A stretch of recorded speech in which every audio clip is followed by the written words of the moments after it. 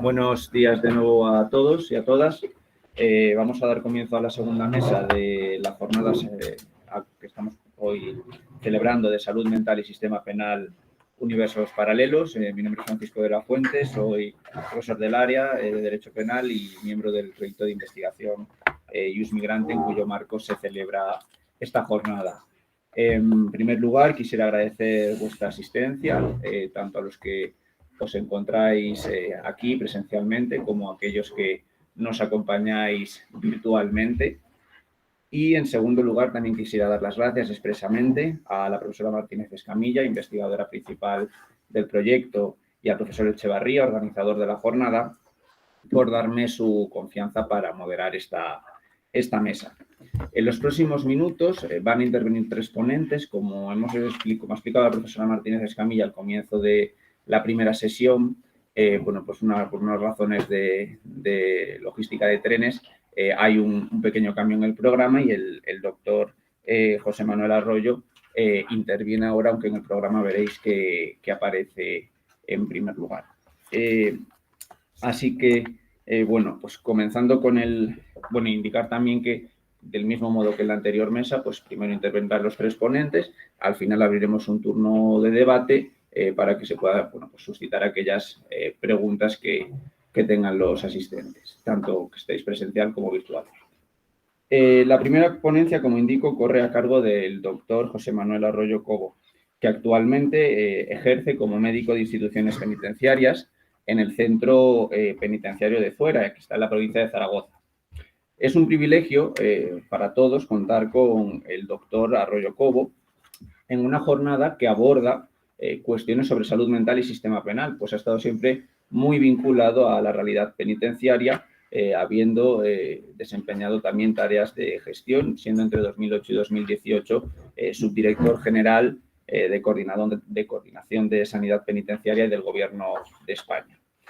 Podríamos decir que el doctor Arroyo Cobo es padre también del denominado PAIEM, que es el programa de atención integral al enfermo mental en prisiones españolas, y además es doblemente doctor porque además de ser médico de profesión, pues realizó su tesis doctoral en la Universidad de Zaragoza sobre las características de la autolesión en el medio penitenciario. Cuenta asimismo con variadas publicaciones en la materia y con numerosas ponencias. Y hoy su intervención se titula 20 años de abordaje de la salud mental en prisiones, retos para el futuro.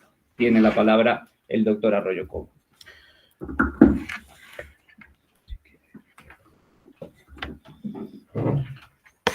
Vamos a compartir ahora.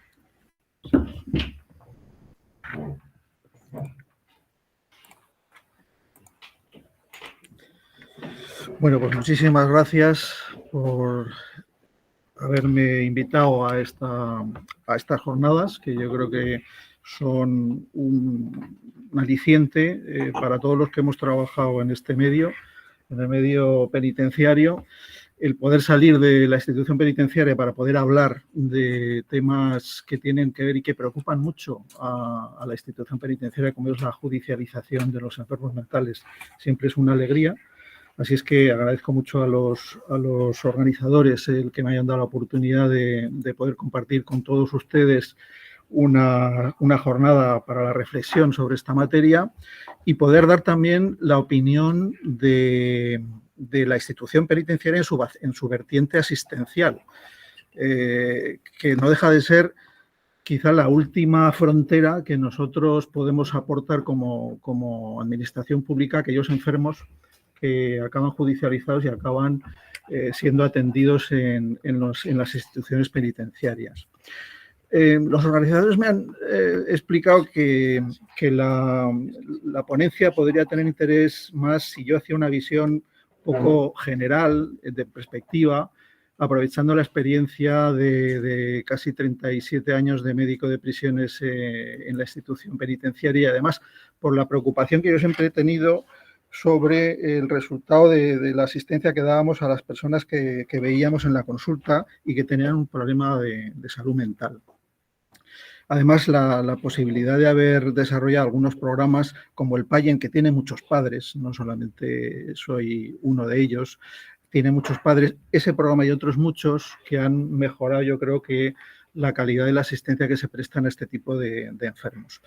Voy a tratar de hacer lo que me ha encomendado los organizadores, organizando un poco también la presentación en una serie de bloques. Primero, explicando qué situación nos encontramos nosotros en los primeros años del siglo XXI, en los años 2000 hasta 2018, que es cuando yo estuve al frente de la responsabilidad de la sanidad penitenciaria. Ver también de qué manera nosotros hemos abordado los 3 grandes problemas que a mi juicio todavía están presentes y que se tienen que mejorar todavía su asistencia, que son, por una parte, la prevención de la judicialización de esos enfermos que en un momento determinado, por una descompensación, cometen algún tipo de delito, prevenir esa judicialización, puesto que, como todos sabemos, una vez que entran en el circuito penal penitenciario, la rehabilitación va a ser más costosa y va a estar además estigmatizada y por lo tanto va a resultar una evolución de esa enfermedad más penosa. Hacer un tratamiento equitativo, en todo caso, igual al que tendrían estos enfermos si estuvieran en la comunidad, si no hubieran estado judicializados. Esa es otra de los retos que hay que plantearse con las intervenciones con estos enfermos.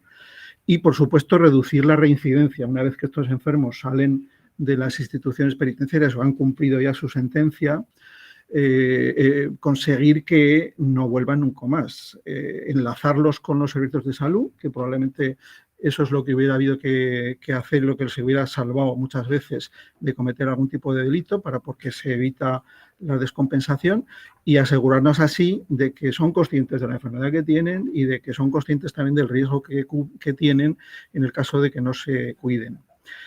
Acabaré con unas conclusiones que yo creo que podrían simplificar pues, la intervención y ayudar a hacer pues, un coloquio productivo. Yo creo que el debate entre si estamos delante de un enfermo o delante de un delincuente, es un debate central que seguro que va a salir en algún momento en estas jornadas. Y esto se plantea pues porque hay una frontera difusa cuando tratamos a estos enfermos sobre la necesidad de asegurar esos riesgos de reincidencia y, por lo tanto, tratarlos en ambientes más cerrados, más de aislamiento y de control, o facilitar su recuperación y su resocialización y, por lo tanto, darles la oportunidad de tratarlos y, además, siendo equitativos, darles esa oportunidad de tratarlos en ambientes mucho menos cerrados y mucho más cercanos a la comunidad, incluso a su comunidad. Bien, es difícil de averiguar dónde está la frontera y probablemente hoy en día estamos mucho más cerca de una conciencia colectiva que potencia la seguridad más que la rehabilitación. Todos los estudiosos están de acuerdo en que no hay una relación directa entre enfermedad mental y delito. Yo creo que sobre esto no hay ninguna duda, salvo algún delito muy concreto, muy bizarro, muy espectacular, ¿no? Que además es tratado por los medios de comunicación de manera muy particular, que es más frecuente en enfermos mentales muy graves, esquizofrénicos quizá, y además en los entornos cercanos de la familia o de los amigos. Salvo esos, el resto de los delitos no tienen una relación con la enfermedad mental. ¿Y por qué tenemos esa sobrerepresentación de estos enfermos en el medio penitenciario? Bueno, las causas son múltiples. Yo he recogido aquí algunas que me parecen interesantes. Por una parte, la carga de enfermedades crónicas que tienen los grupos sociales excluidos, de los que forman parte la mayor parte de los internos que están en prisiones, ¿no? Tanto enfermedades crónicas físicas como mentales, ¿no? Eso podría explicar esa carga de enfermedad que tenemos en prisiones. También porque hay un desbordamiento de los servicios de salud mental en la comunidad, que muchas veces son incapaces de detectar enfermos o de hacer un control riguroso de la evolución de la enfermedad, que acaba por descompensarse y que acaba por generar pues, comportamientos delictivos, antijurídicos. También es verdad que en el proceso penal este tipo de enfermos son más vulnerables que el resto de las personas que están delante de un juez. Muchas veces porque no son capaces de defenderse en condiciones, porque no aceptan su enfermedad y en cualquier caso pues les resulta más difícil eludir el peso de la justicia en un momento determinado. No sé si se habrá salido aquí, pero me parece que es importante el hecho de que muchos de estos enfermos vienen a prisión a partir de un juicio rápido en el que no se ha tenido en cuenta sus condicionantes de enfermedad mental. También es verdad que hay uno de los factores que a mí me parece fundamental por su facilidad de revisar y porque realmente tiene un peso muy grande en las causas de enfermedad mental en prisión, que es la falta de coordinación entre las instituciones. Las instituciones muchas veces no comparten información sobre este tipo de enfermos cuando los atienden. No tienen nunca todos los recursos, una sola institución, que son los necesarios para resolver los problemas de estos enfermos, que generalmente son enfermos con mucha complejidad de necesidades, tanto sociales como penales, como clínicas, ¿no? Y sin embargo, al final, la respuesta pública que se le da a estos enfermos es una especie de puerta giratoria en la que van de un sitio a otro y al final no se resuelve nunca el problema por el que han tenido que consultar, ¿no? Por otra parte, también hay muchos autores que hablan del fenómeno Penrose, la desinstitucionalización de los enfermos en los años 80, cuando se cerraron los dispositivos de larga estancia, que probablemente no eran dispositivos que se pudieran caracterizar por sus dotes de rehabilitación, en eso estamos todos de acuerdo, pero sí que albergaban una proporción de enfermos que en el momento en el que se cerraron esos dispositivos se dijo que se crearían nuevos dispositivos comunitarios para atenderlos, ¿no? Unos enfermos pues, que por diferentes razones no eran capaces de vivir de forma autónoma en la comunidad. Estos dispositivos nunca se hicieron y esa población quedó desamparada a merced pues, del cuidado de las familias. Muchas veces, cuando se agotaron las familias y las redes sociales, pues acabaron por estigmatizarse, por marginalizarse y por cometer delitos, ¿no? Bien, nosotros en el año 2008-2009 teníamos preocupación por... vamos atrás... Bueno, ya veo que hay... No, vamos bien, sí, bien.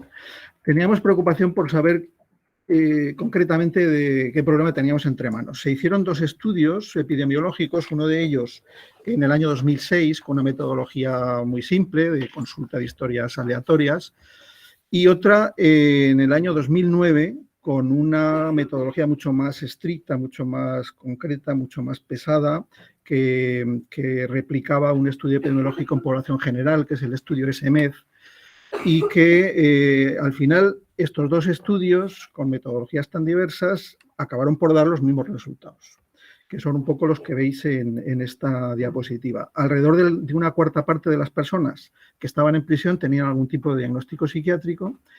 Alrededor de entre el 13 y el 19 tenían un diagnóstico psiquiátrico que no tenía relación con las drogas, porque muchas veces estaba en conjunto con las drogas, pero además lo grave era que un 4% de los enfermos, de las personas que estaban en prisión, tenían un trastorno mental grave, que digamos que es la expresión mayor de enfermedad mental, ¿no? Una enfermedad pues, que evoluciona en brotes, que desconecta de la realidad, que va deteriorando a las personas. Bien, este 4% eran probablemente el objetivo fundamental nuestro a la hora de manejar a los enfermos.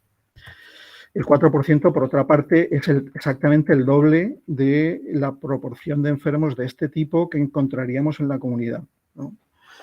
Bien, ¿cómo se podía revertir esta situación? Entonces, pues bueno, planteamos también la necesidad de investigar el perfil de estos enfermos, porque no solamente nos interesaba el volumen, sino también cómo identificar de una manera lo más temprana posible a este tipo de enfermos.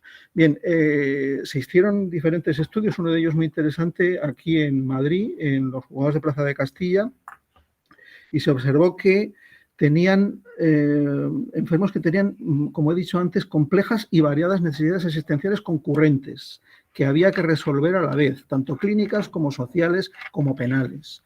Había una manifiesta ausencia de recursos especializados para atender a estos enfermos, porque, como he dicho antes, la falta de coordinación interinstitucional hace que los recursos de una o de otra administración no pudieran estar disponibles a la vez para atender a estos enfermos, y estos enfermos los necesitaban. Tenían también dificultades de acceso por una mezcla entre estigmatización, falta de habilidad también a la hora de acudir a los recursos, negación de la enfermedad. Había bastantes dificultades para poder encontrar recursos para estos enfermos. También había una falta manifiesta de control ambulatorio. La mayor parte de estos enfermos hacía muchos meses que no habían acudido a las citas de sus especialistas. La conjunción entre los problemas legales que tenían y sus problemas clínicos era muy compleja y muy difícil de encajar, de tal manera que pues, muchas veces sus responsabilidades penales les impedían acudir a recursos o a programas de rehabilitación. Por otra parte, tenían ingresos previos en psiquiátricos, que hubiera sido de forma puntual, y también tenían episodios de consumos de tóxicos. Tampoco habría que pensar que se trataba de adictos, pero sí que esos consumos esporádicos hacían muchas veces que se desestabilizara su cuadro y que entraran en un brote o en que entraran en una situación que les llevaba a cometer algún tipo de delito. En definitiva, lo llamativo es que había un 15% de personas con un trastorno mental grave que se detenían normalmente en comisaría y que a consecuencia de los delitos que cometían, hasta un 2% de ellos, porque eran delitos graves, iban a prisión. Bueno,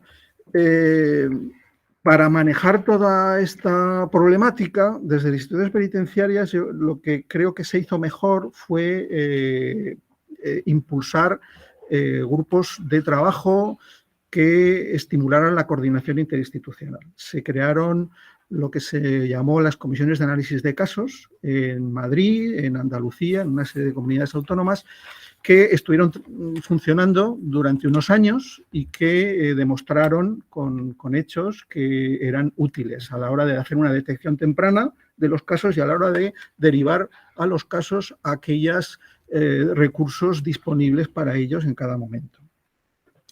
También se hizo una experiencia que yo creo que todavía funciona, que es la asesoría cercana de casos, que lo que hacía era informar a los jueces sobre la enfermedad que tenían los juzgados o los detenidos y darles alternativas también a medidas judiciales que el juez podía imponer en sentencia, ¿no?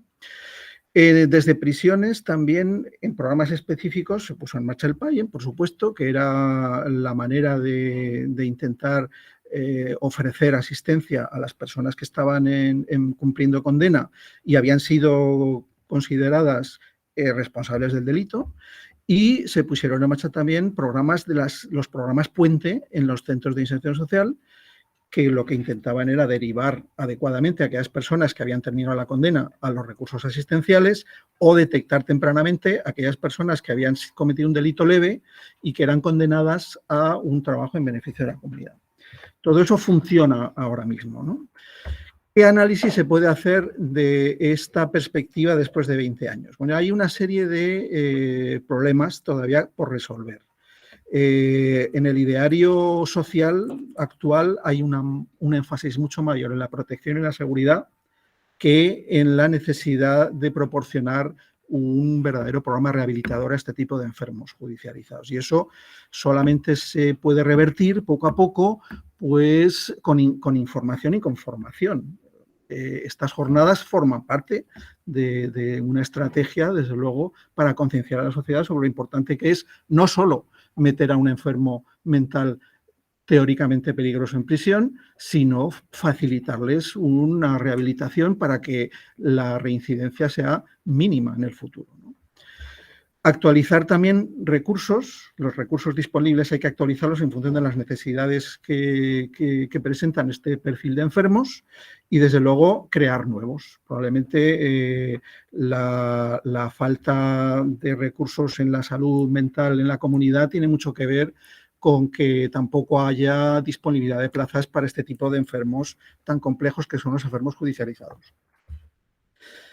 No hay tampoco estructuras de coordinación institucional formales ahora mismo. Las que se crearon en su día, que estaban generadas a partir del voluntarismo de los componentes de esas comisiones, había responsables de la Administración de Justicia, de la Administración Sociosanitaria, de la Administración Penitenciaria y de la sociedad civil, a través de ONGs que se encargaban de atender a estos enfermos tanto dentro de prisión como fuera.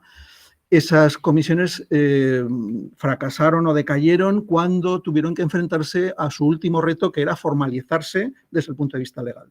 Ninguna de ellas acabó formalizándose, pues porque no hubo un impulso tampoco de las instituciones correspondientes para formalizar ese tipo de comisiones. Sin embargo, bueno, yo creo que esas comisiones, mientras estuvieron funcionando, tuvieron buenos resultados, se pudieron beneficiar muchos enfermos, además manteniendo un equilibrio entre los derechos que tiene el enfermo judicializado, los derechos que tiene la víctima, como para que se responda del delito que se cometió contra ella, y también los derechos que tiene el conjunto de la sociedad a ser protegida de este tipo de delitos, ¿no? Bien, cosas favorables de estos 20 años. Tenemos datos muy fiables y datos muy concretos sobre el tipo de enfermo que estamos buscando y que tenemos que detectar cuanto antes.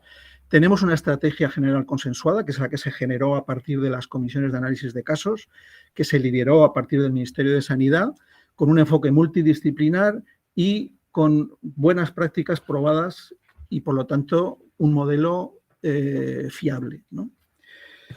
Para los estudiosos del asunto, yo he traído aquí una serie de coordenadas de documentos que se pueden consultar, que están disponibles. Uno de ellos es este documento, donde se recogen las oportunidades de mejora que un grupo de expertos que pertenecían a una serie de comisiones de análisis de casos se encargaron de enumerar, y que todas esas oportunidades de mejora se pueden reeditar en cualquier momento. Siguiente.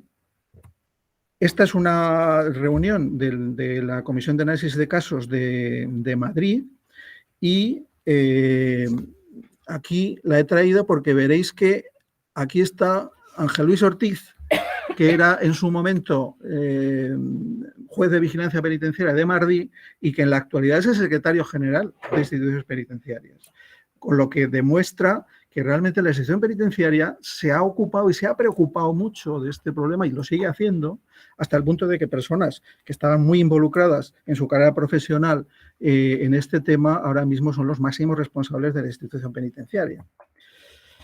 Bien, ¿qué es lo que hemos podido hacer desde la institución? Pues yo creo que tenemos programas de detección temprana, los de los centros de inserción social. Tenemos programas para dentro de las prisiones, los de los PAIE, sí. Tenemos los programas de mediación social, en los que incluimos a personas de la sociedad civil que están ocupadas, el voluntariado, que están ocupadas y preocupadas por este problema y que suponen un mediador extraordinario entre las administraciones, que precisamente permiten facilitar esa coordinación entre las administraciones. Las administraciones, en realidad, normalmente competimos por los recursos, y es muy difícil que nos pongamos de acuerdo para ceder recursos a otra administración.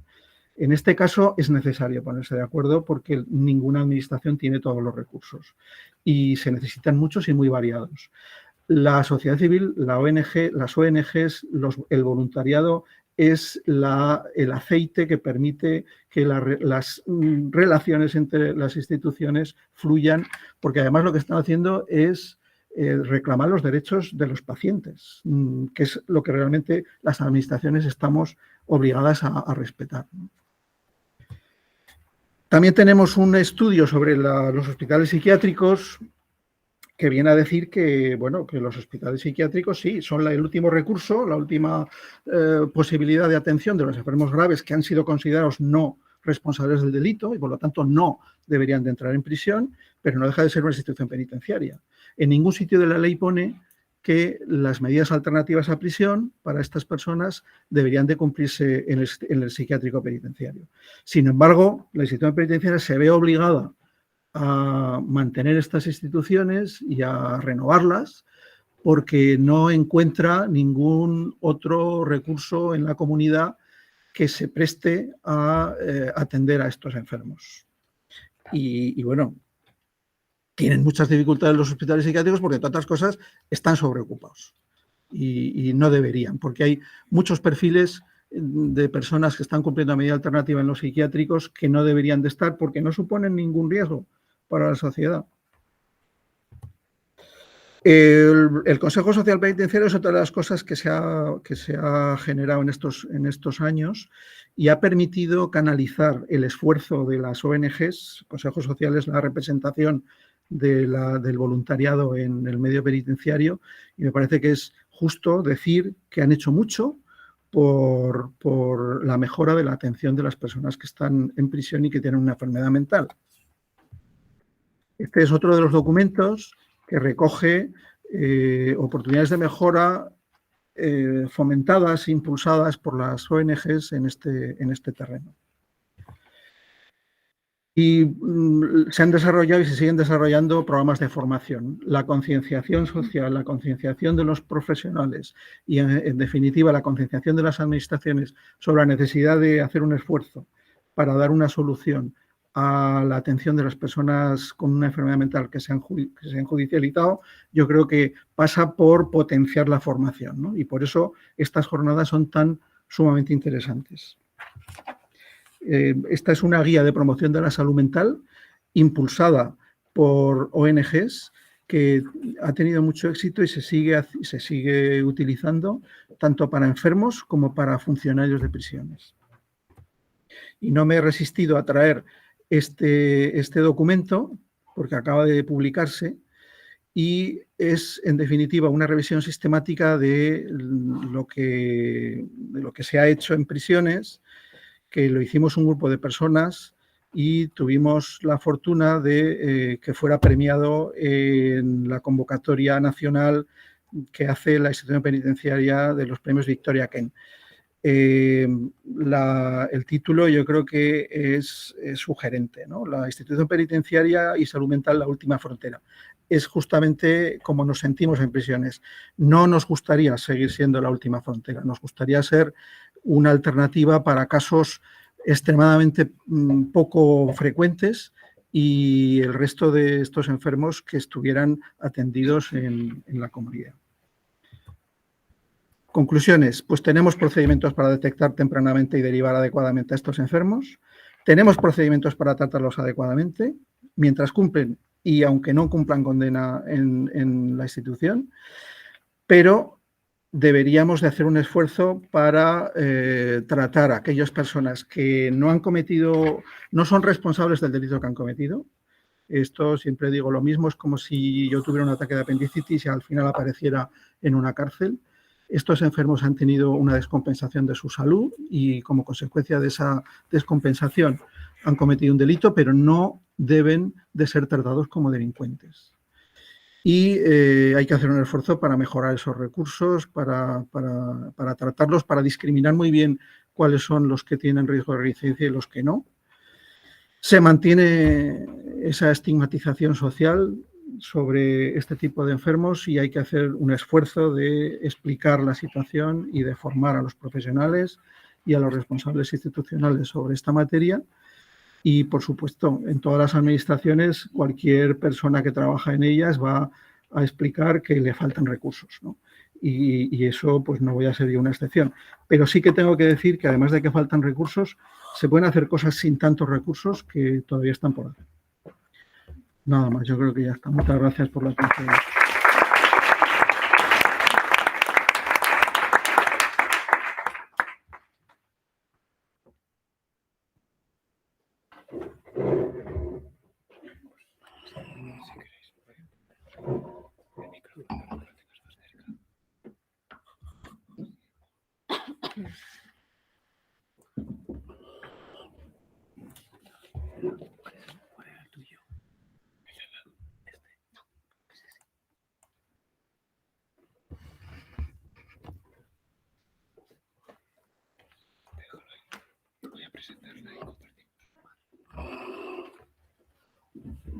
Bueno, pues agradecer al doctor Arroyo su intervención y además que se haya ajustado estrictamente a la media hora.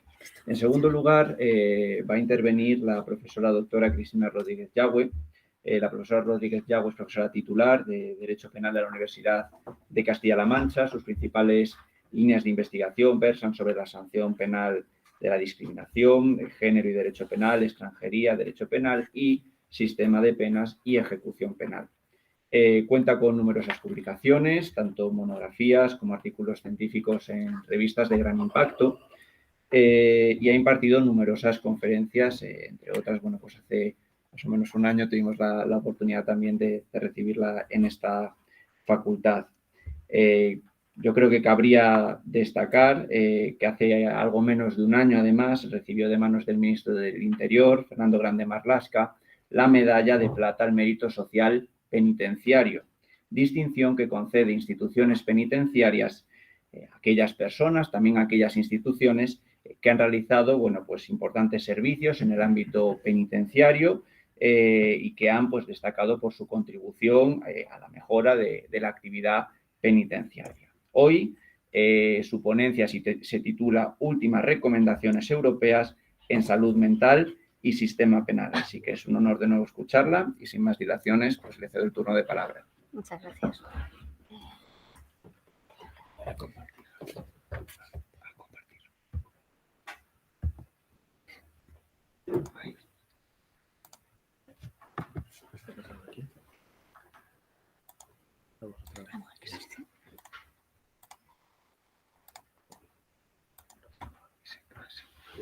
Bien, buenos días a todos y a todas. En primer lugar, tengo que dar las gracias a Marga y a Xavi por la invitación y la enhorabuena por esta jornada tan necesaria y tan interesante. Bien, yo lo que voy a presentar hoy es un acercamiento a las últimas directrices que se están elaborando y se están trabajando en materia de salud mental y enfermedad mental en el ámbito europeo, ¿no? Derecho penitenciario europeo. En primer lugar, aunque yo creo que ya se ha estado planteando, ¿no?, muchas de las cuestiones iniciales en intervenciones anteriores, pero desde la óptica de esos estándares, pues la primera pregunta, ¿no?, que han planteado, que creo que hay que tener en cuenta es ¿por qué preocupa a los actores europeos, que son los que elaboran estos estándares penitenciarios, el tema de la salud y de la enfermedad en prisión? En primer lugar, preocupa y sobre todo debe preocupar porque la atención a las personas que padecen enfermedad mental es algo que está vinculado al Convenio Europeo de Derechos Humanos, a los dos derechos principales, que es el derecho a la vida y también a la idea, el derecho a la dignidad. En segundo lugar, preocupa y debe preocupar por la gran sobrerrepresentación que tiene la población con problemas de enfermedad mental dentro de la población penitenciaria, ¿no? Y eso es algo que también se ha visto con cifras en intervenciones anteriores. Y luego también está preocupando en los últimos años a estos actores internacionales porque se está vinculando también pues, enfermedad mental a dos problemas relacionados con la seguridad global y con la cooperación judicial. Es un ámbito en el que ellos desarrollan esos estándares internacionales. En concreto, pues ha vinculado a todo el tema del problema de la cooperación judicial en los casos en los que el trato que se reciba por las personas que, entre otras, pues tengan un problema de salud mental, si no es adecuado en un país, se considera que es inhumano y degradante, puede entorpecer la cooperación judicial en el ámbito de la Unión Europea. Es algo que preocupa especialmente en el ámbito de la Unión. Y luego también, últimamente, dentro de la seguridad global, pues los estándares europeos, ahora veremos, también están prestando atención a pues, una conexión que no está del todo demostrada, pero sí que dicen, hay estudios que van diciendo que pues que parece que va creciendo en algunos casos, que es la idea de ciertos sujetos que tienen enfermedad mental y su conexión con la radicalización y el yihadismo. También se ha dicho ya en esto que la prisión tiene un doble rol. Un rol, en primer lugar, de recepción de las personas que tienen trastorno mental, o bien porque no han sido diagnosticados o no se ha conseguido contener a través de alternativas ese paso a la prisión, o no se ha entendido que eran inimputables, o bien porque desarrollan después, ¿no?, situaciones precedentes de enfermedad mental ya dentro de la prisión. Y eso tiene que ver también mucho con el consumo, con esas situaciones de marginalidad que se han ido señalando con anterioridad.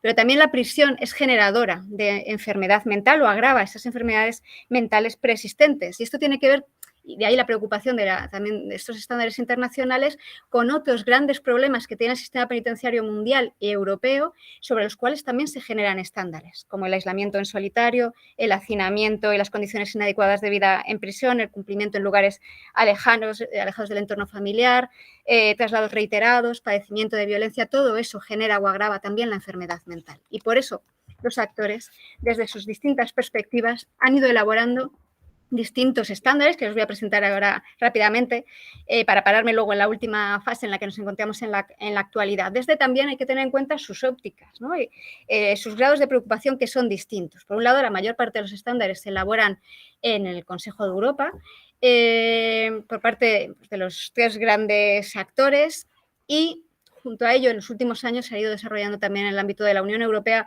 sobre todo con 2 preocupaciones en materia de cooperación y también en materia de radicalización. Digamos que podemos ver como 3 grandes fases. Por un lado, una primera fase de estándares, que son los primeros que se hicieron, que son los referidos al tema de la asistencia sanitaria, con esa idea del principio de equivalencia, son estándares que se elaboran muy pronto. Una segunda fase en la elaboración de esos estándares, que es cuando empiezan a incorporar en otras recomendaciones y directrices que tratan de temas diferentes, empiezan a incorporar menciones, especificaciones al tema de la salud mental de una manera transversal, en esa relación con los problemas que antes comentaba, y ya la situación actual en la que nos encontramos, que es la de la necesidad de un cuerpo específico de estándares para abordar, ¿no?, unos principios rectores en materia de la salud mental en prisión. Vamos a irlos presentando un poco rápidamente. En primer lugar, de menos a más, ¿no?, de menos preocupación a más, empiezo por casi en ese sentido por los menos, que es el ámbito de la Unión Europea. Realmente la preocupación por el ámbito penitenciario y también por el tema de la salud mental es muy reciente. Pero es verdad que en las últimas resoluciones del Parlamento Europeo, y tienen señaladas las más relevantes, también la Comisión Europea, han ido incorporando la salud mental, entendiendo que es un grupo vulnerable dentro de la prisión, su alarma ante la situación de sobrerepresentación en prisión y que no es el lugar adecuado en el que debe tratarse a estas personas, y también ese riesgo de que esto ponga en cuestionamiento, ¿no?, el principio de cooperación entre los distintos países en estos instrumentos de la Unión Europea. Y últimamente, como comentaba, en el ámbito ya concreto, específico de la lucha contra la radicalización en la prisión, donde se ha convertido las prisiones en un pilar fundamental de esa estrategia preventiva que hay en la actualidad, pues hay algunos informes de la red de radicalización creada por la Comisión en los que se vincula, ¿no?, cada vez empieza a vincularse más la situación de enfermedad mental con ese riesgo de radicalización y la necesidad de que los profesionales sanitarios y penitenciarios atiendan a esta situación. Ya en el ámbito del Consejo de Europa, que es donde realmente se ha desarrollado de una manera más adecuada o más intensa los estándares penitenciarios, encontramos también 3 grandes actores, ¿no?, y con perspectivas distintas. Por un lado, el Tribunal Europeo de Derechos Humanos, son estándares más concretos, con una fuerza vinculante, al menos en el país en el que se le condena, y que tienen, pues, la virtualidad de ser la proyección de esos derechos y libertades del Convenio Europeo sobre el mundo penitenciario. Además, cuando se gestionan desde procedimientos piloto, también tienen la posibilidad de tratar de cambiar, por lo menos, el sistema penitenciario al que se dirige. 2 son principalmente los derechos a través que se han visto vulnerados en situaciones referidas a cómo se gestiona por parte de las prisiones la salud mental, sobre todo el derecho a la vida en los casos en los que no ha habido un tratamiento adecuado o han estado ubicados en prisiones o en psiquiátricos, pero sin un tratamiento adecuado, cuando no se ha detectado de una manera adecuada las tendencias al suicidio, cuando no ha habido una evaluación médica adecuada, ha habido condenas por la vulneración del artículo 2. También el artículo 3, en casos en los que no se ha atendido a las personas en un lugar, unas instalaciones que fuesen adaptadas a esa singularidad, si no había tratamiento psiquiátrico adecuado o una infraestructura. Cuando eso afecta también a la reinserción, por ejemplo, porque no se dota un tratamiento penitenciario en la sentencia con el tema de la prisión permanente revisable, donde se condena a Holanda, o también con una utilización indebida de los mecanismos de restricción o de aislamiento. El segundo gran generador de estándares en ámbito europeo es el CPT, el Comité para la Prevención de la Tortura, y aquí encontramos ya esa diversidad. Por un lado, los estándares que afectan o que se refieren al ámbito de la asistencia psiquiátrica en prisión, también extensible a una serie de estándares que han elaborado en materia de psiquiátricos, donde pueden estar internadas personas voluntarias o internamiento civil, pero también internamiento penal. Y aquí simplemente pues, me quería señalar, por cuestiones de tiempo no me puedo detener, pero son muy interesantes los estándares que ha ido desarrollando y mejorando, no implementando para dotar de mayor garantías, utilizando los medios de contención y de aislamiento en los establecimientos psiquiátricos para adultos, porque esto es lo que le preocupa al CPT, encontrar situaciones que son potencialmente fáciles, donde puede existir un riesgo de tortura o de trato inhumano degradante. Y esto es un ámbito específicamente potencial para ello. Luego también los últimos estándares que ha ido elaborando sobre otras cuestiones, como las que tienen ahí señaladas, ha ido incorporando esa atención a la salud mental. Peligro del aislamiento solitario y su repercusión en las tendencias suicidas, en las penas perpetuas, en la prisión preventiva, en muchos países que tienen un régimen de mayor dureza diferente al de las condenas, previsto para las condenas, problemas sobre población penitenciaria, de la situación de la mujer. Todos ellos son estándares que no se dedican al ámbito de la salud mental, pero donde se ha incorporado ya esa preocupación específica. Y llegamos al ámbito del Comité de Ministros, que es realmente quien sí que tiene la posibilidad de dar una visión no tan particular o puntual como los otros actores, sino más global, dando una serie de directrices, de principios, que lo que buscan es asesorar y guiar a los actores nacionales, legislador, administraciones, tercer sector, etcétera, en el ámbito penitenciario. Y ahí encontramos también esa triple visión, ¿no? Dos visiones. La que se refiere sobre todo a la parte asistencial, de la asistencia sanitaria, sobre esa idea, en primer lugar, que comentaba Xavi, de que no tienen que estar las personas con problemas mentales en un centro penitenciario, tienen que ser derivados a situaciones, a lugares psiquiátricos bajo una atención sanitaria adecuada y en prisión solo bajo reglas especiales, con la idea de derecho a un tratamiento bajo ese principio de equivalencia en el mismo y no de discriminación.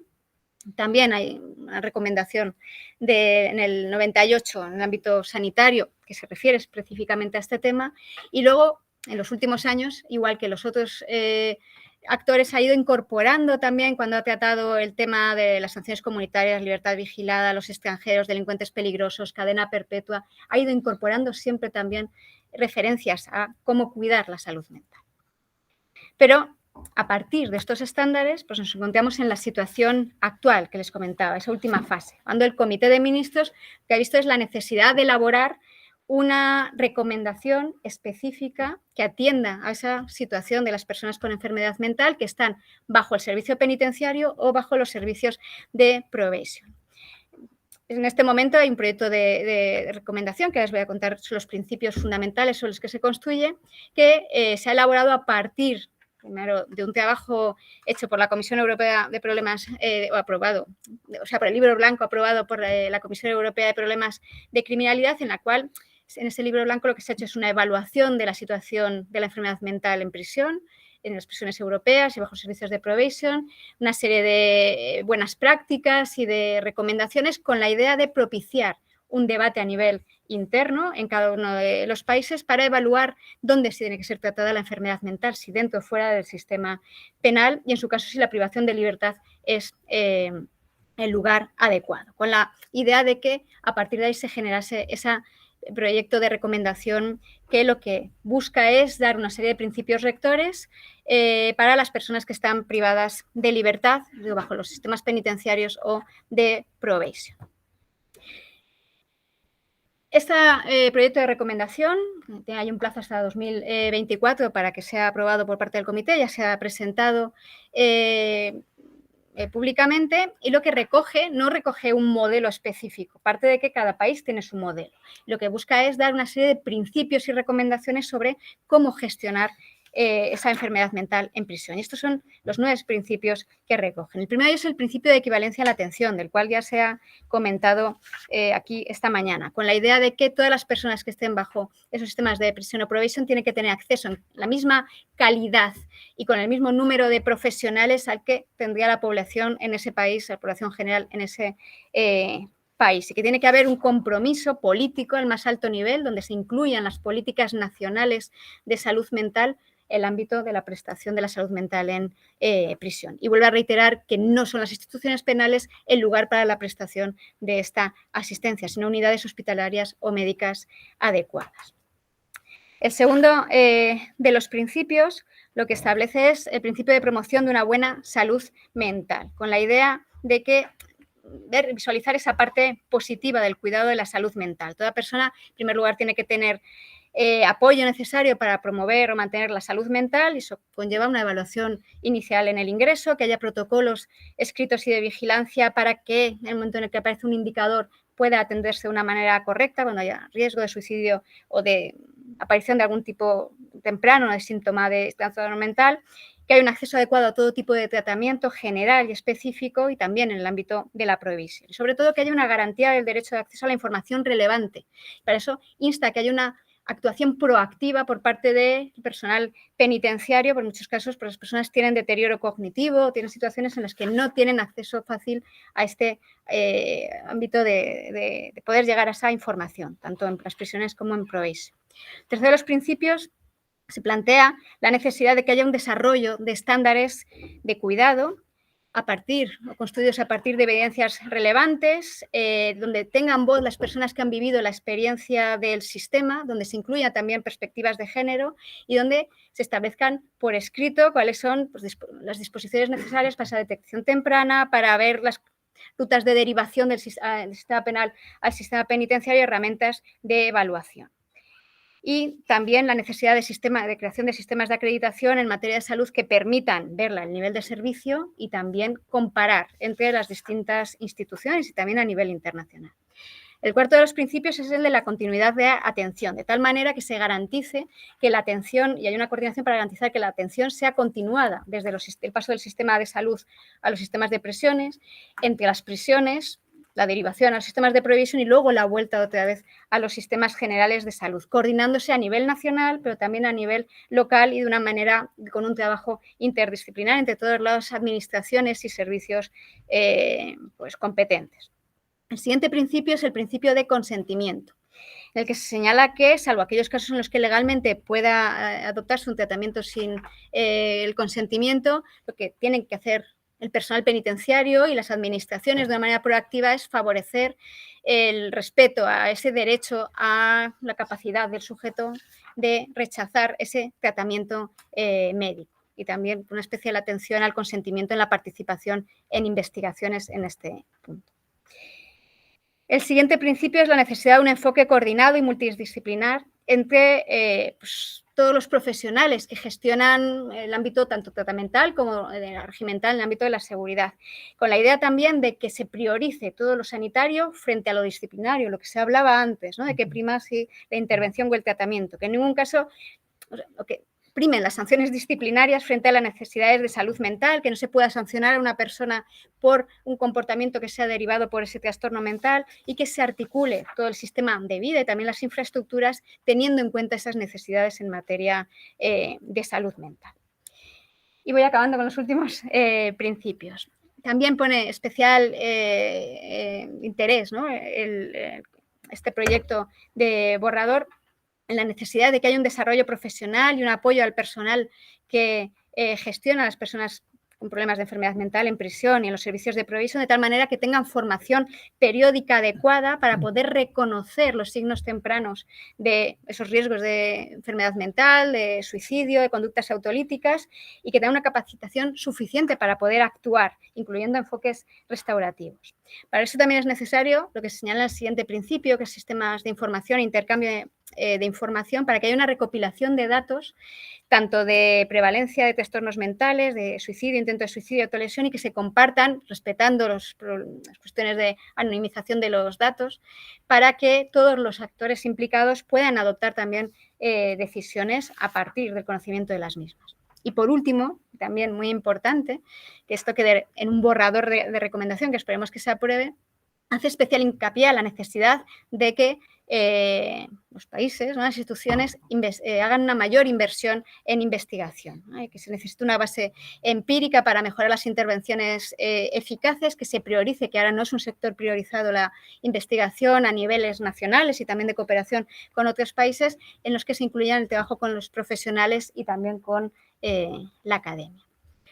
Muchísimas gracias y siento si he sido muy atropellada, pero para sujetarme al tema.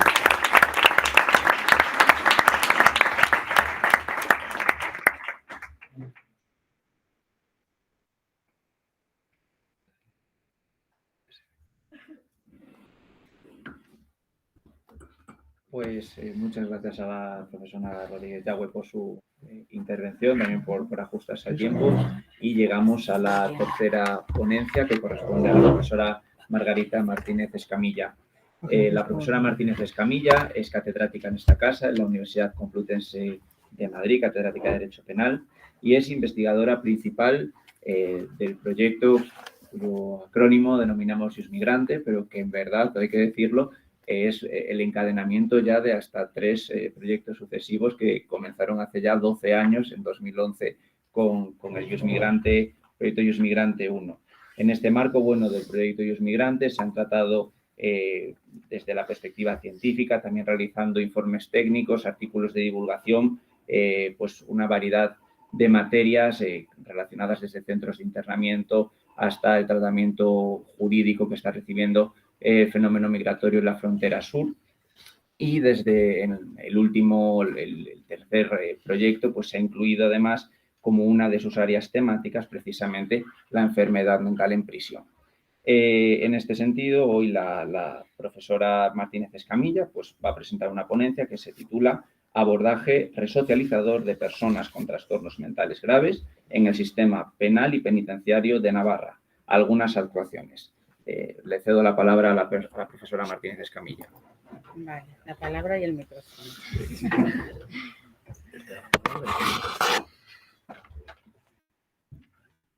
Bueno, pues muchas gracias por la presentación, muchas gracias a todos y a todas y buenos días, ya os lo he dado, pero ahora desde mi condición de ponente, antes era de moderadora, pues ahora como de ponente, buenos días a todos. Bueno, yo no voy a utilizar lamentablemente el PowerPoint, lo siento, yo creo que hubiera facilitado mi claridad expositiva y que si me siguierais, ¿no?, en la ponencia, pero bueno, a veces a una le atropellan los acontecimientos, las tormentas, los catarros y enfriamientos y entonces pues esta vez nos hemos quedado sin PowerPoint, pero voy a intentar ser lo más clara y lo más ordenada posible. Vale, como ha dicho Francisco, el título de mi ponencia es Abordaje resocializador de problemas con trastornos mentales graves en el sistema penal y penitenciario de Navarra. O sea, que tiene, por una parte, un planteamiento muy amplio, ¿no? Cómo se lleva a cabo este mandato constitucional resocializador específicamente con personas que sufren trastornos mentales y que están dentro del sistema penal y penitenciario porque han cometido delitos o porque se consideran sospechosas de haberlos cometido. Y por otra parte, tiene una parte como muy local y muy concreta, que es en Navarra, ¿no? Dice, bueno, ¿y por qué en Navarra, no? ¿Por qué en Navarra? Bueno, pues porque la Comunidad de Navarra ha asumido las competencias en sanidad penitenciaria pues hace muy poco. Ya se ha dicho aquí, pero repito para contextualizar, porque como también hay alumnos, pues a lo mejor muchas veces vamos muy rápido. Entonces, la Ley General Penitenciaria del 79 creó un sistema sanitario específico para prisiones. Entonces, hay un cuerpo de médicos de prisiones, de enfermeros de prisiones, o sea, es un sistema específico que gestiona instituciones penitenciarias y que es independiente del Sistema Nacional de Salud, pues al que pertenecemos pues las personas no presas, ¿no? En comunidad. Y es un sistema que con el paso del tiempo yo creo que también se ha demostrado que es bastante ineficiente por muchos problemas, ya se ha dicho, ¿no?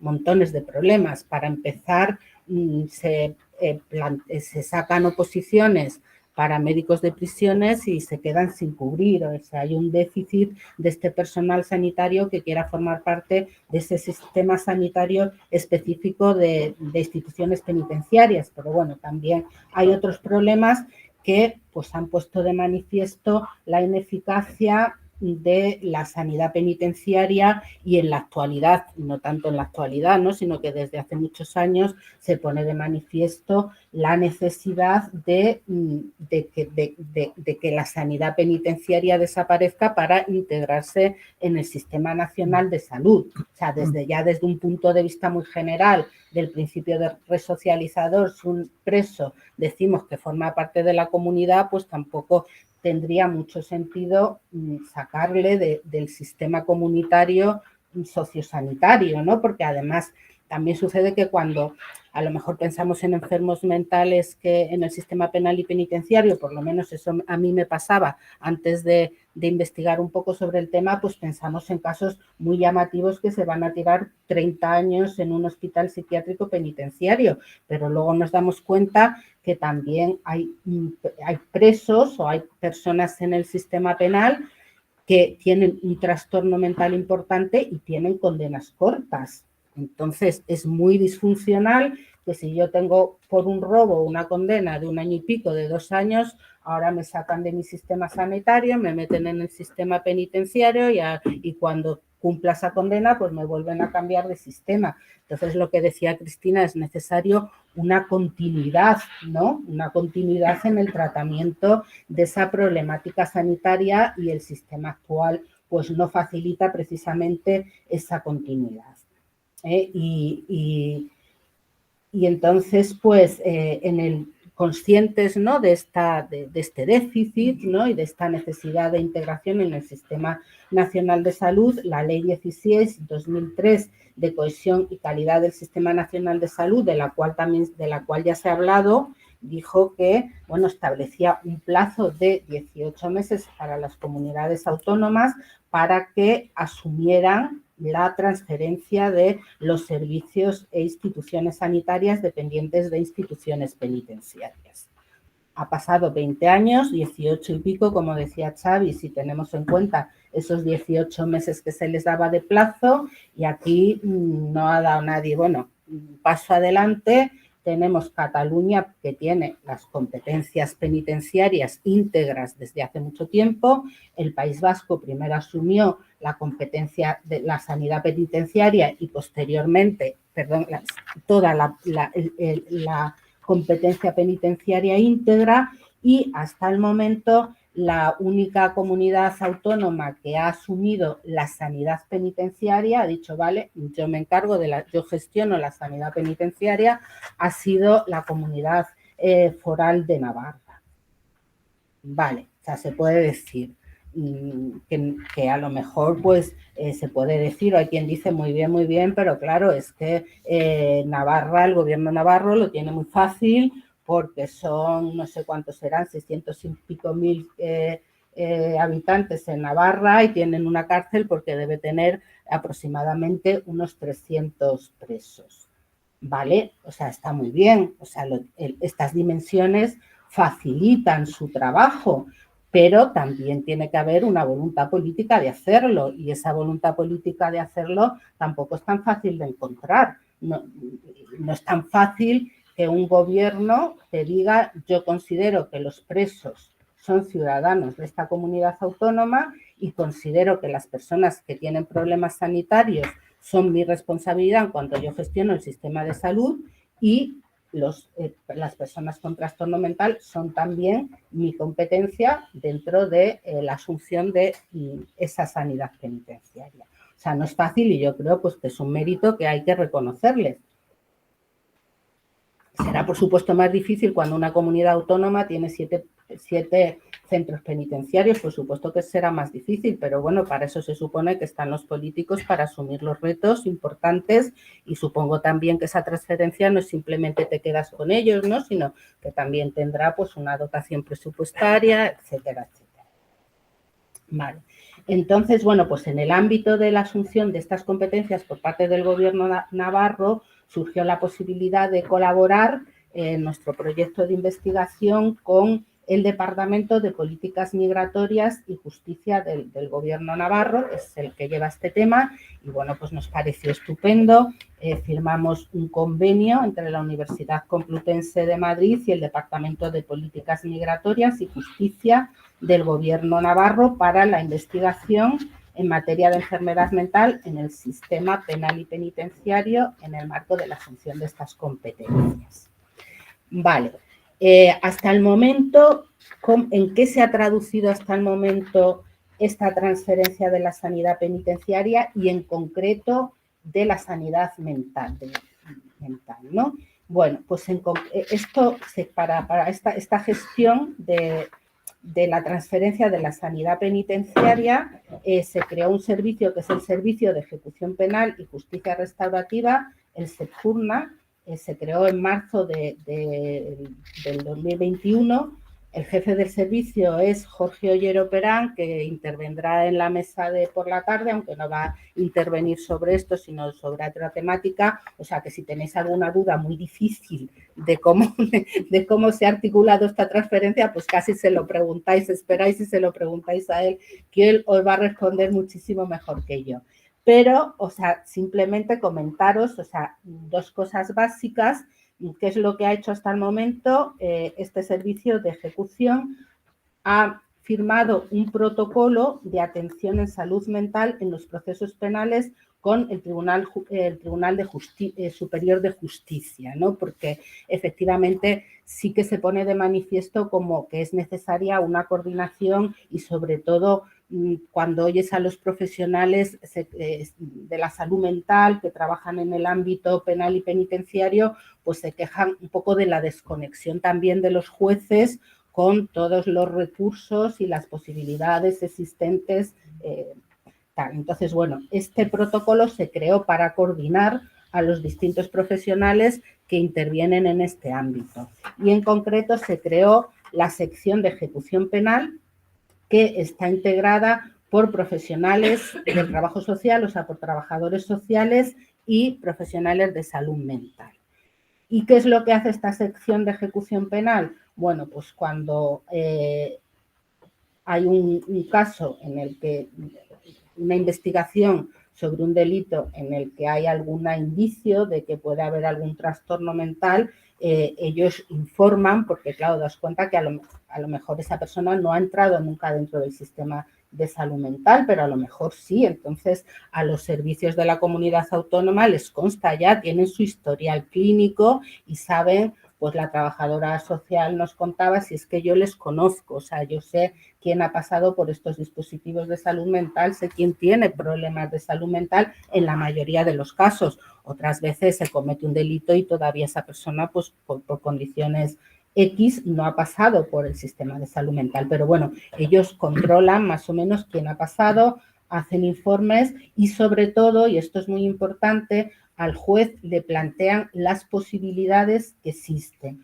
los recursos existentes y sociosanitarios, ¿no? Y cuáles se consideran que son más aptos para ese perfil de esa persona, de tal manera que el juez ya no dicta a lo mejor una medida de seguridad, así una medida de seguridad, ¿no? O como hay muchos, yo he visto algunas sentencias que te dicen que vaya a una unidad psiquiátrica del centro penitenciario y dices, pero si esto solo existe en Cataluña, ¿no? O sea, ¿qué hacen con esa persona? Entonces, bueno, pues esto es muy interesante porque ya los jueces saben cuáles son los dispositivos que se pueden adaptar a las características de esta persona y la medida de seguridad la dictan para ese sitio concreto. Y luego, bueno, pues también este equipo hace un seguimiento, diseña un itinerario y hace un seguimiento del cumplimiento de la medida de seguridad, porque claro, el dispositivo a lo mejor no es un dispositivo específico para medidas de seguridad, sino que es un dispositivo de la red comunitaria. Entonces también hay que explicarle a los profesionales que trabajan ahí que es una medida de seguridad, qué es lo que implica, que bueno, pues hay que hacer cada X tiempo informes, que los hacen los de la sección de ejecución, pero hablando con los profesionales que trabajan en ese dispositivo. ¿De acuerdo? Y luego, eso sería para trabajar con los juzgados y también, muy importante, una vez que asumen la sanidad penitenciaria, han creado en el centro penitenciario de Pamplona un centro de salud mental, o sea, tienen un centro de atención primaria que ya son con funcionarios de la propia comunidad autónoma y específicamente tienen un centro de salud mental y el psiquiatra pues acude todos los días y está en contacto con la junta de tratamiento pues para informarles sobre las vicisitudes o lo que él pueda observar en estas consultas. Y también, por ejemplo, la jefa de los servicios médicos del Gobierno de Navarra está integrada en el PAIEM, que yo siempre decía PAIEM, pero debe ser PAIEM, no he oído ahora. Bueno, pues en este programa de atención a la enfermedad mental, bueno, pues también para ver cuándo va a salir alguien, cuál es el recurso que tiene que ponerse a su disposición. Muy bien, esto es lo que hace el Gobierno de Navarra y en concreto el Servicio de Ejecución Penal y de Justicia Restaurativa, y la pregunta ahora es ¿qué hacemos nosotros, los del proyecto, ¿no? Que bueno, hacemos por supuesto muchísimo menos que ellos, ¿no? Solo hemos tenido así como alguna actuación concreta y desde el proyecto Ius Migrante, ¿qué es lo que, en qué hemos intervenido? Voy a terminar, no es gran cosa, ¿eh? Bueno, en primer lugar lo que hacemos es observar. O sea, observar lo que hacen ellos, ¿no? Observar cómo llevan a cabo esta asunción de la competencia sanitaria, en particular en relación con la enfermedad mental.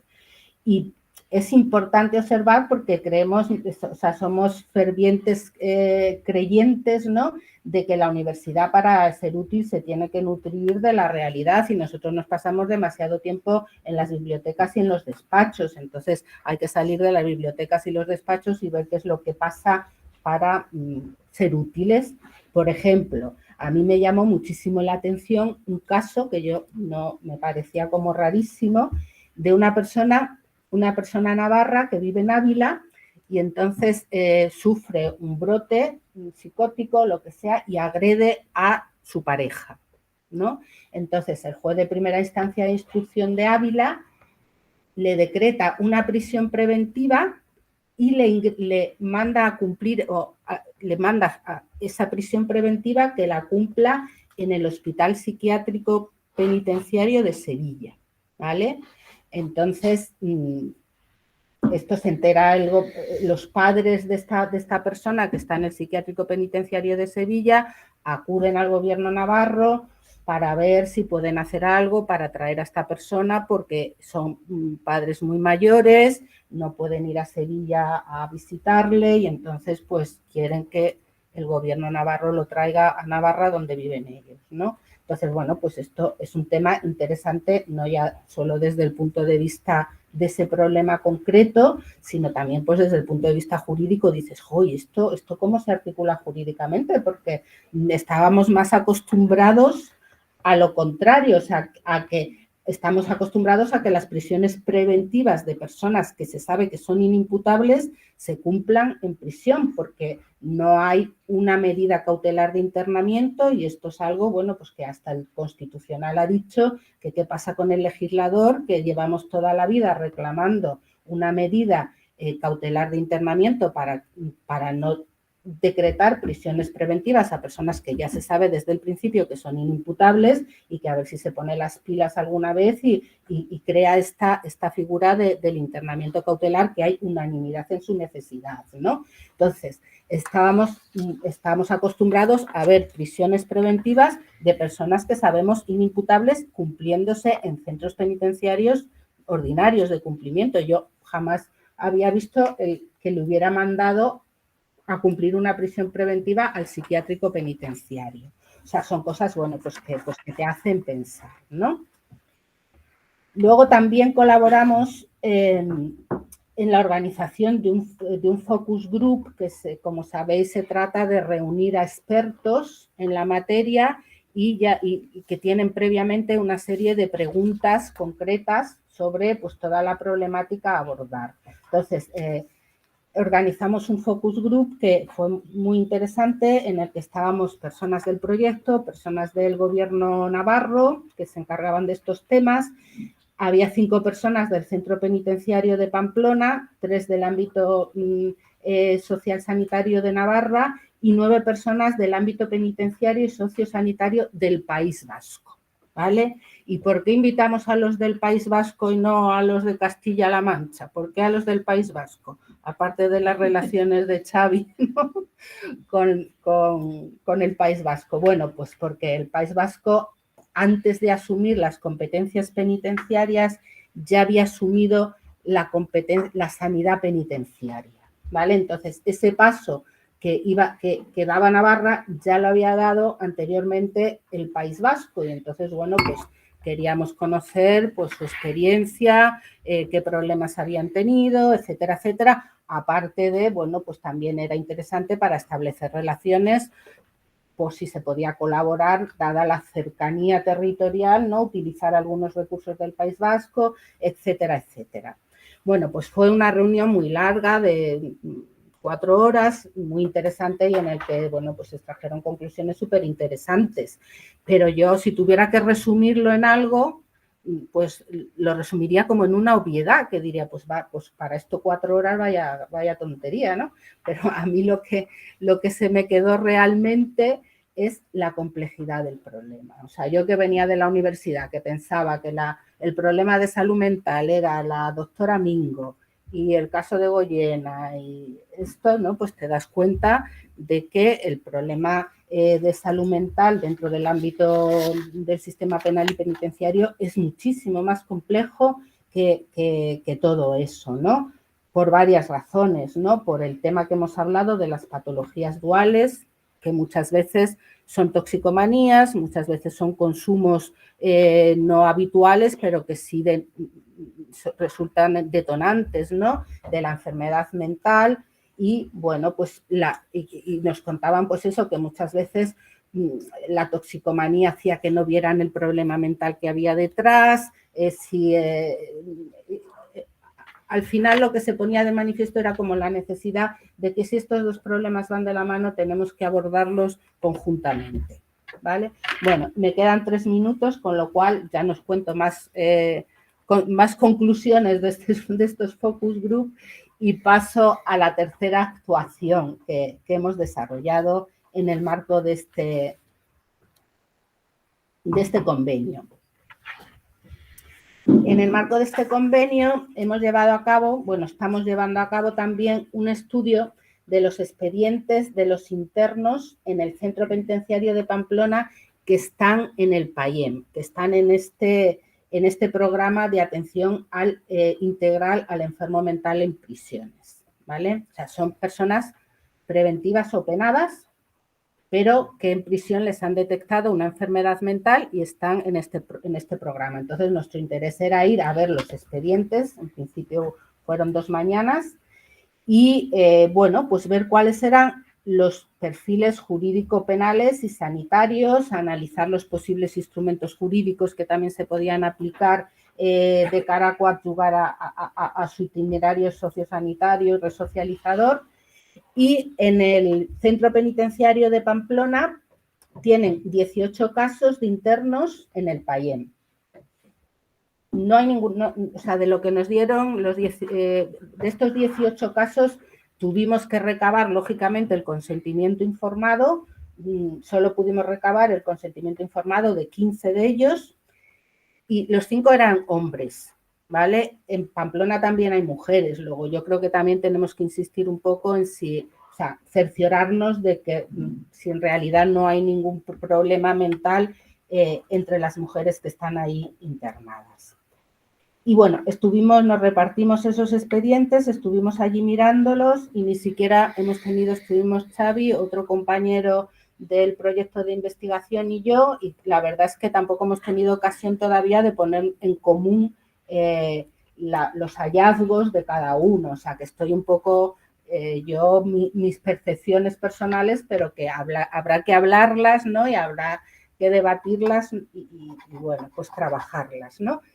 Entonces, así como cosas que a mí me llamaron la atención de esos 18 expedientes, por supuesto, había casos aparentemente de trastorno mental puro, algún caso había, yo creo que eran 3 por lo que a mí me dio la impresión, que no cursaban con adicciones, pero la mayoría era problemas también de patología dual, o sea, problemas mentales diagnosticados y problemas de consumos más o menos, parecía que más bien más, o sea, que si eran más, o sea, estos expedientes parecían de estas personas y parecía que eran de trayectorias de consumo prolongada en el tiempo y bastante enraizada. ¿De acuerdo? Luego también muy importante que la mayoría estaban cumpliendo varias causas, lo que dificulta mucho también el tema. Y si no estaban cumpliendo varias condenas acumuladas, sí eran casos que habían tenido anteriores ingresos, o sea, casos que podíamos hablar en cierta medida como de reincidencia, ¿no? O sea, no era... pasaban bastante, habían pasado varias veces por prisión. Y, por ejemplo,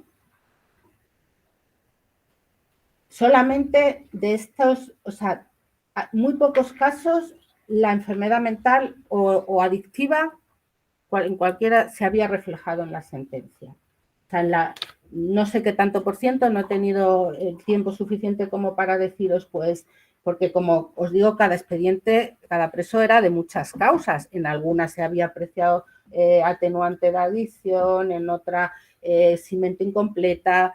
Así, desde un punto de vista técnico, lo de la trastorno mental, adicción, cómo se conjuga es como una fiesta, ¿no? Hay como 50.000 formas, digo, de manera jurídica, atenuante analógica, atenuante de adicción, mente incompleta con no sé qué, o sea, técnicamente eso es un festival de atenuantes, eximentes incompletas y atenuante analógica.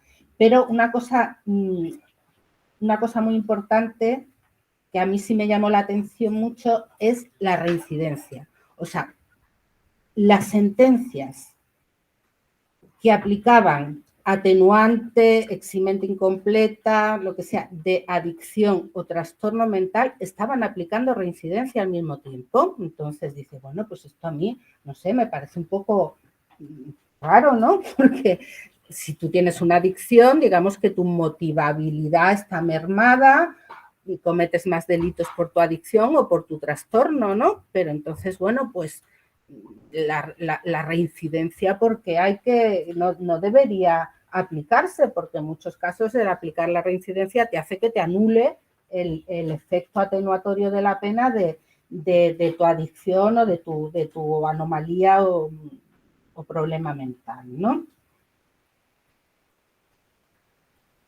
Bien. Otra cosa interesante, o sea, otra cosa a mí que me pareció muy interesante,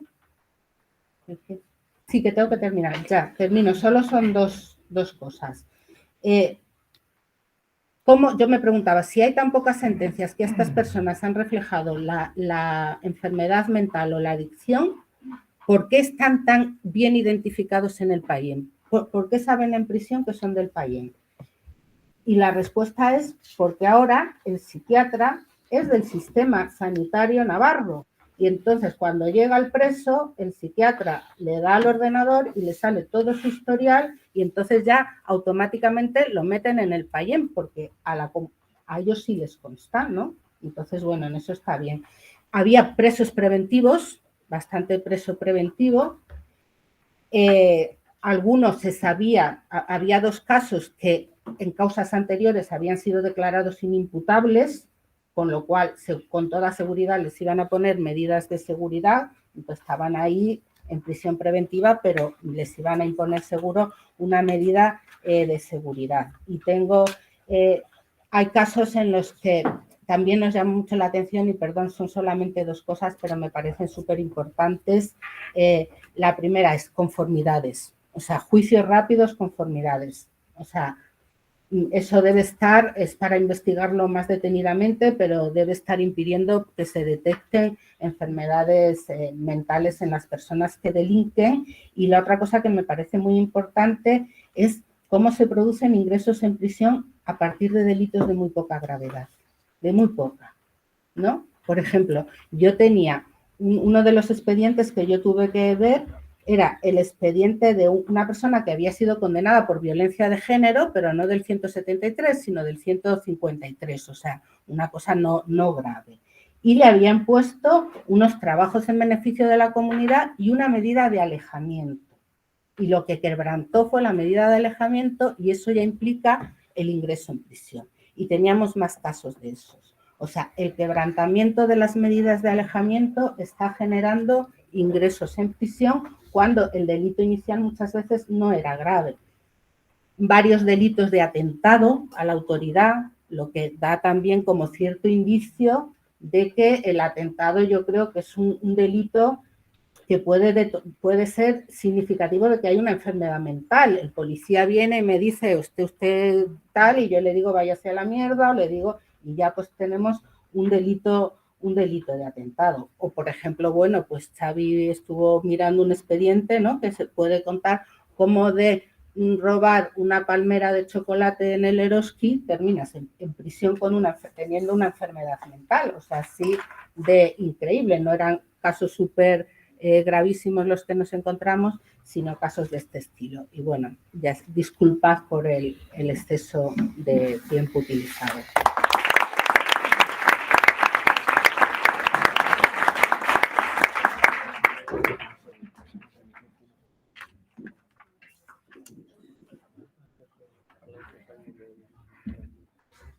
Bueno, pues muchas gracias a los 3 ponentes. Podemos abrir un breve turno de preguntas. Por aquí hay una pregunta, si quiere, y después usted. Y disculpamos de antemano a las personas que estáis conectadas de manera virtual, porque por razones de tiempo pues no vamos a poder atender todas las cuestiones que se están suscitando. Gracias. Bueno, yo trabajo en instituciones penitenciarias, con lo cual yo estoy un poco pues a nivel muy a pie de obra, ¿no? O sea, entonces, sin ánimo de restar complejidad a las situaciones a las que nos enfrentamos, pero sí, y viendo la inflación que tenemos de dispositivos, de planes estratégicos, de recomendaciones, que lamentablemente son muy interesantes, pero no acaban de redundar en la situación de las personas que luego están en prisión, me gustaría un poco apostar por una cierta aplicación de la navaja de Occam, por ser operativos, no simplificar las cuestiones que son complejas, pero intentar ser operativos con lo que tenemos hasta que llegan situaciones mejores. Entonces yo siempre me he preguntado, quizás la pregunta vaya más para usted, ¿por qué tenemos tanta dificultad en la prisión en tanto se trasladan las competencias, en tanto conseguimos que haya recursos de aplicar cuestiones que ya tenemos sin medidas de seguridad, que a veces son muy penosas para las personas privadas de libertad, sino aplicar cosas que ya tenemos en el reglamento? El artículo 100, por ejemplo, o sea, ¿cuál es la dificultad para que personas con trastorno mental grave diagnosticado no se les aplique inicialmente un artículo 100 que permita que el payén cobre una dimensión, yo también digo payén, una dimensión verdaderamente comunitaria, que es que puedan acceder con el respaldo de entidades a los recursos que a lo mejor pues, no les pudieron sostener durante un tiempo. La única explicación que yo encuentro es que la prisión queda limitada, por definición, a una gestión de riesgos. Y eso es muy problemático. Y redunda en que podemos hacer planes estratégicos, podemos hacer lo que queramos, pero no se va a traducir en que las personas privadas de libertad realmente tengan, por la entrada en prisión, una ocasión de recibir el tratamiento que precisan. Y reconozco la complejidad de los casos. Yo soy una persona firme defensora de no existencia de protocolos, sino de trabajar el caso por caso, pero creo que incluso así algunos saldrían, ¿no? Y sin embargo es una lógica que impide y que a mí me parece, con toda la complejidad, insisto, no quiero simplificar cuestiones que son realidades muy complejas, podríamos entrar en la criminalización de la población toxicómana, sobre la que nosotros caemos con todo nuestro peso, pero quería reducirlo aquí a esta cuestión que ya tenemos y que, bueno, que antes de que se reproduzca el traslado de competencias, que llevamos 18 años, pues estas personas podrían ir a los recursos comunitarios, que es algo que estamos empezando a hacer en algunos centros con muchísima dificultad.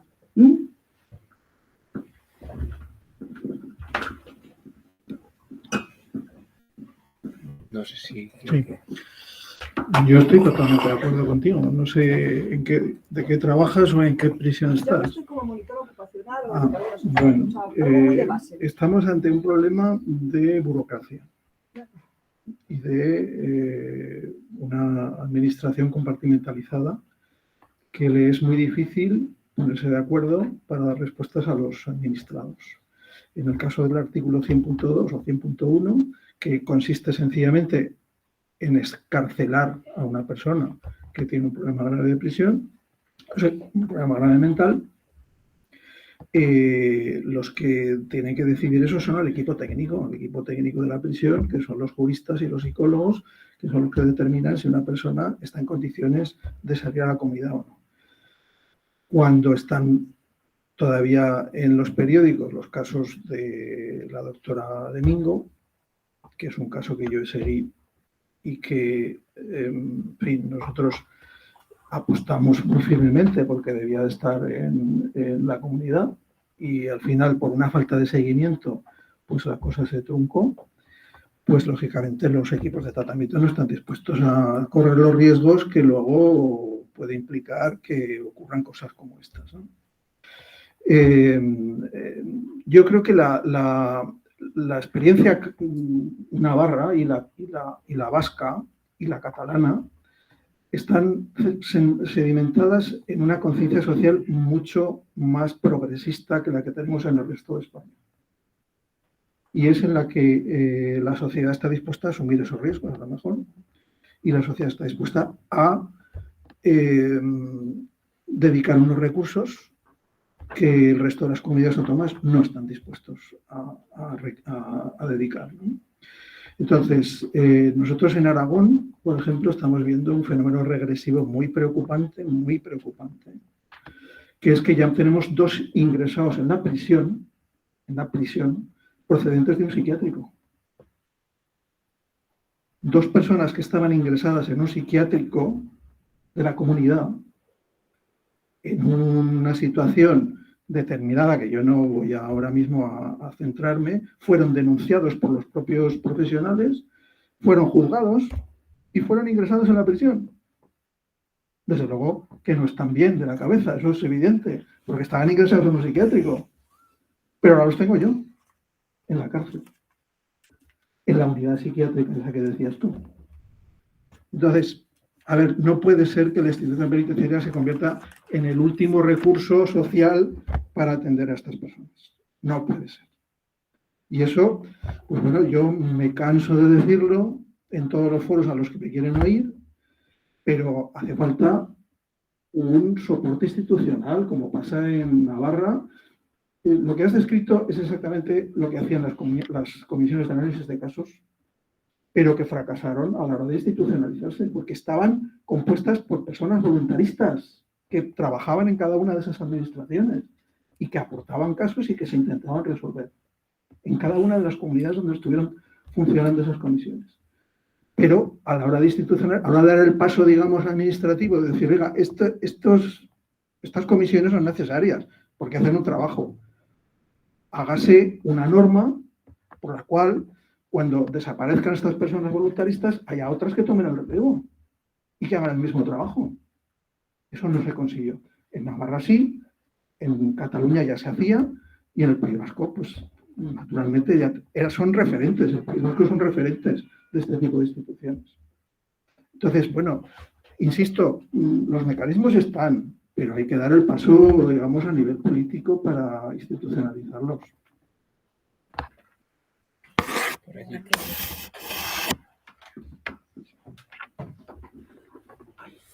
Hola, yo quería hacer una pregunta a la profesora Rodríguez, que Me ha suscitado curiosidad y miedo.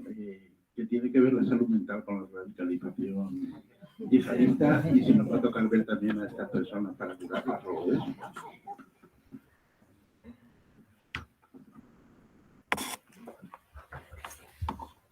A ver, yo lo que quería plantear en la exposición no es esa vinculación, sino partir de en qué se fijan los distintos actores del Consejo de Europa a la hora de acercarse al tema de la salud mental, ¿no? y de la enfermedad mental en prisión.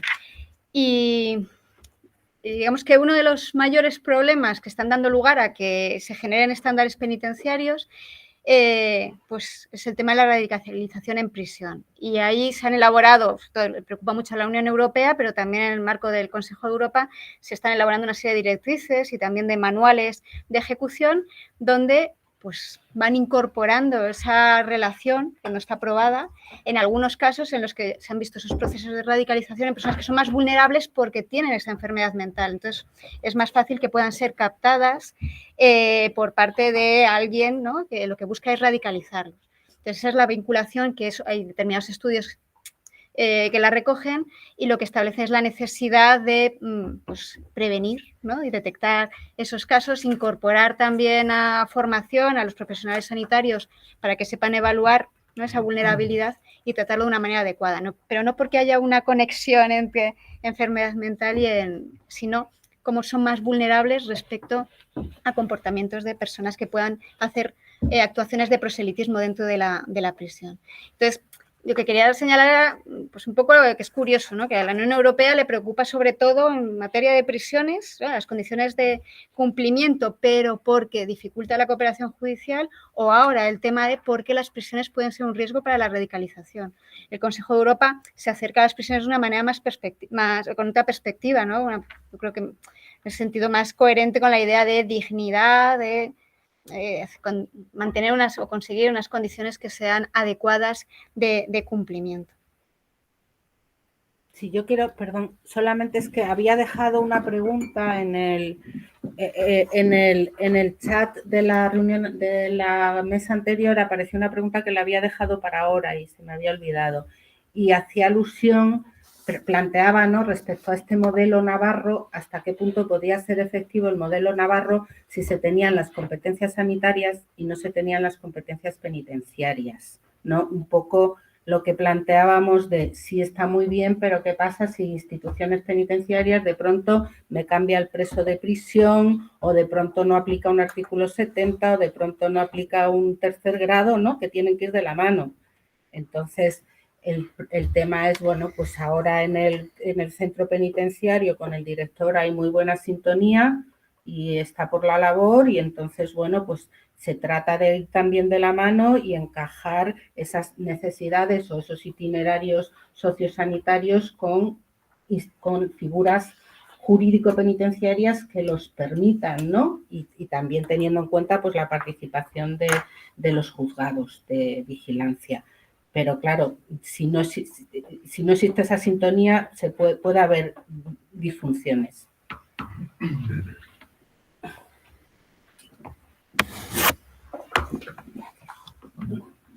Pues muchas gracias a todos. Con esto, pues por razones de tiempo, vamos a dar por concluida la sesión de la mañana. Únicamente indicar que precisamente porque nos hemos excedido un poco, dará comienzo la tercera mesa, en vez de a las 3:30, como aparece en el programa, me indica el organizador, a las 4 menos cuarto.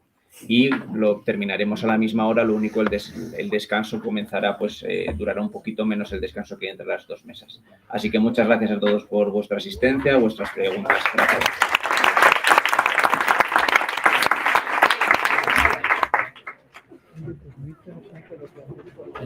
Para que te has metido.